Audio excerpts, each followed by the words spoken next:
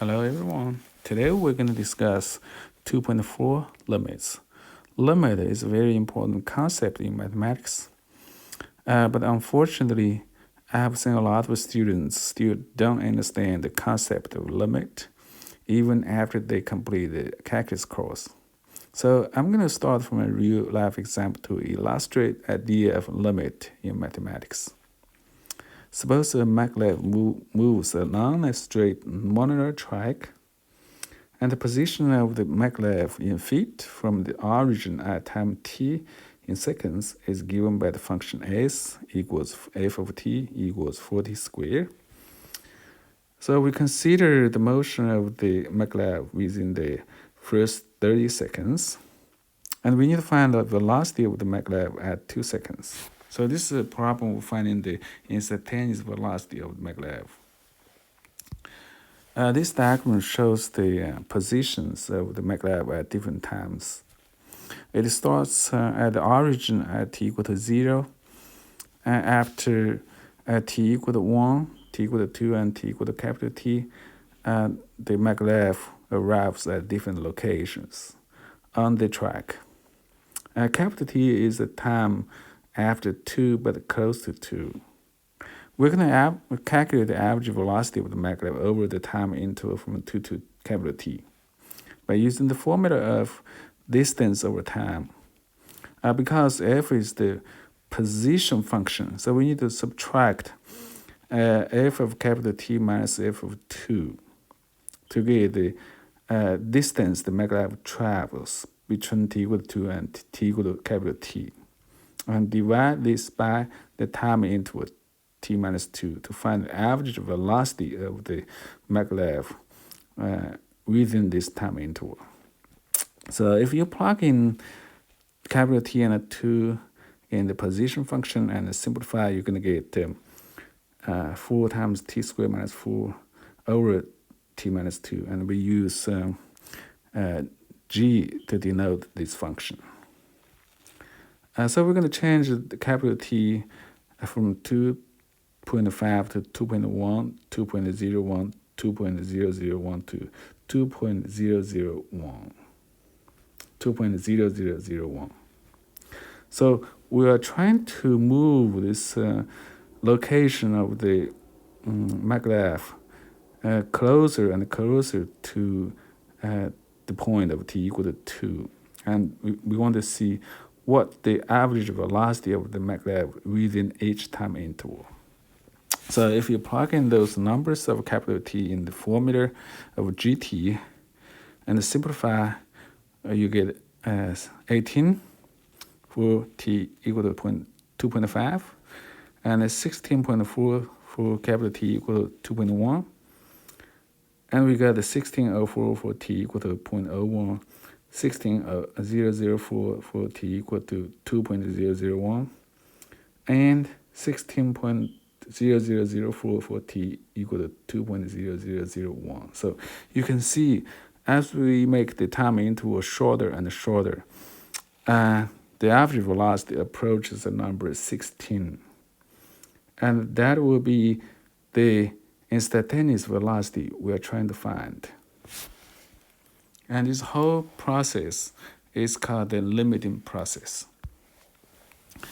So to summarize, as capital T approaches 2, the average velocity approaches 16. In the example, we just did the capital T on the right side, but you can also do it on the left side in a similar way, and you also find the average velocity approaches 16. So we then say that the limit of g of t as t approaches 2 is 16, and the reading as limit of g of t as t approaches 2 equals limit 4 times t squared minus 4 over t minus 2 as t approaches 2 is 16. And we can define the limit for any function f in a similar way.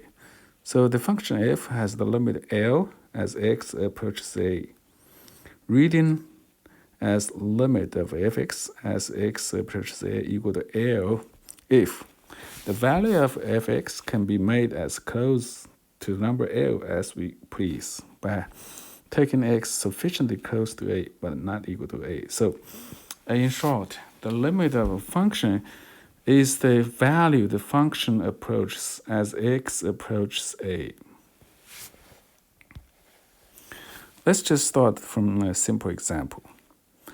Suppose f of x equal to x cubed. We need to find the limit of the function as x approaches 2. On the right side, you see the graph of the function, the cubic function.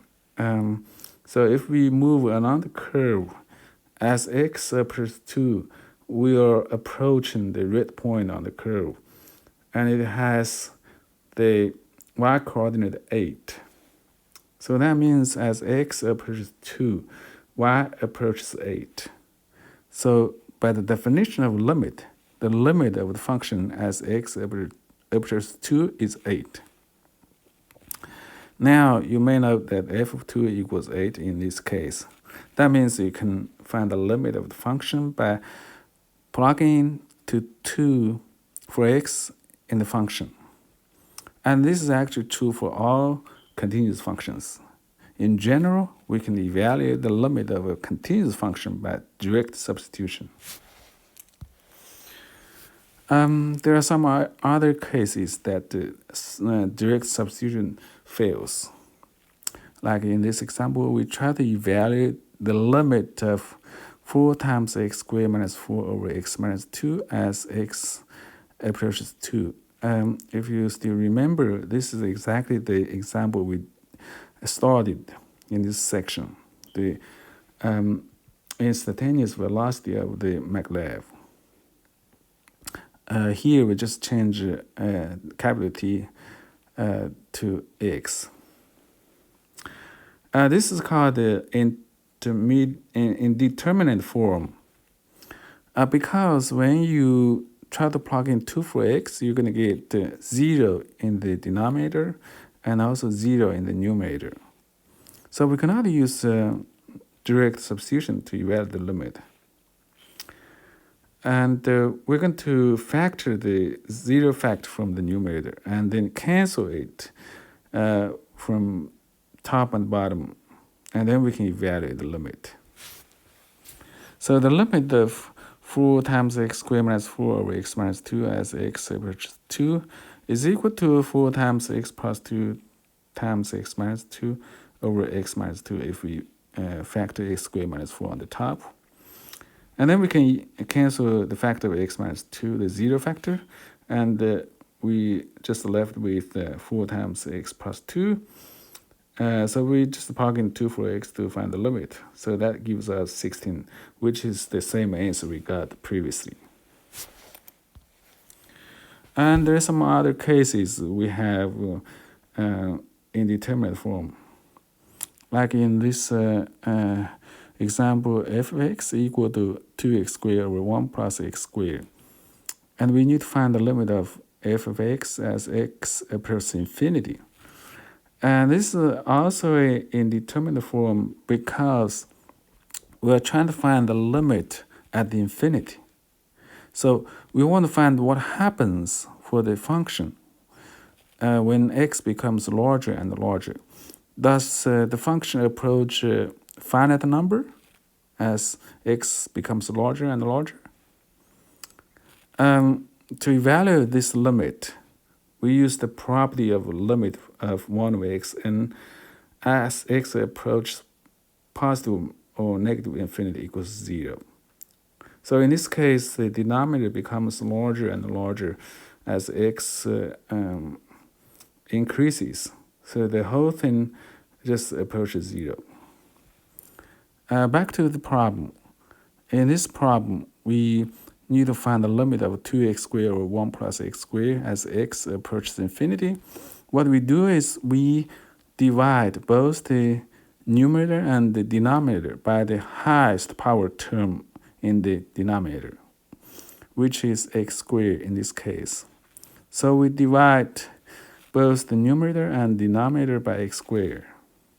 So we get 2 on the top, and we can split the bottom as 2 terms, 1 over x squared and x squared over x squared. So that simplifies to 2 over 1 over x squared plus 1.